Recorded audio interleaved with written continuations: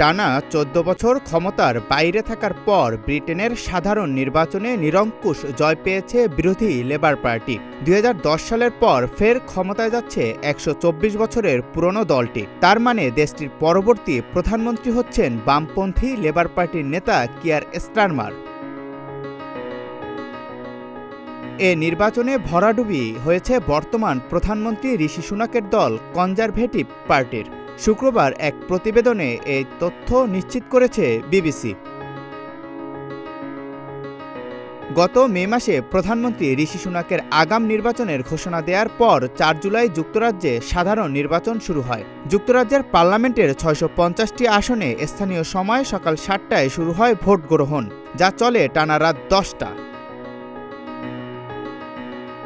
আর একক সংখ্যাগরিষ্ঠতা পেতে যে কোনো দলকে এককভাবে ৩২৬টি আসনে জয় পেতে হতো। এবারের নির্বাচনে সেই মাইলফলক অতিক্রম করেছে লেবার পার্টি। আগামী ৯ জুলাই পার্লামেন্টে শপথ নেবেন নবনির্বাচিত আইন প্রণেতারা। এরপর নির্বাচিত হবেন নতুন স্পিকার। ১৭ জুলাই রাজা তৃতীয় চার্লসের উদ্বোধনী ভাষণের মধ্য দিয়ে শুরু হবে পার্লামেন্টের অধিবেশন। এদিকে সাধারণ নির্বাচনে টানা চতুর্থবারের মতো জিতেছেন জাতির জনক বঙ্গবন্ধু শেখ মুজিবুর রহমানের নাতনি ও শেখ রেহানার মেয়ে টিউলিপ রেজওয়ানা সিদ্দিক। তিনি ভোট পেয়েছেন ২৩,৪৩২। তার নিকটতম প্রতিদ্বন্দ্বী কনজারভেটিভের ডন উইলিয়ামস পেয়েছেন ৮,৪৬২ ভোট।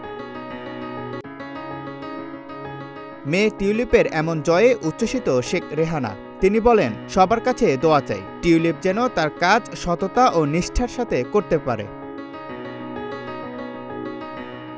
অন্যদিকে এ নির্বাচনে টানা পঞ্চমবারের মতো জিতেছেন বাংলাদেশি বংশোদ্ভূত রুশনা আরা আলী। লেবার পার্টি থেকে তিনি মোট ভোট পেয়েছেন ১৫,৮৯৭টি।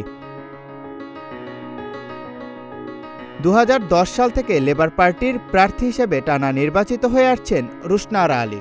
এ রাজনীতিকের জন্ম বাংলাদেশের সিলেটের বিশ্বনাথ উপজেলার ভুরকি গ্রামে। ছোটবেলায় মা বাবার সঙ্গে লন্ডনে যান তিনি।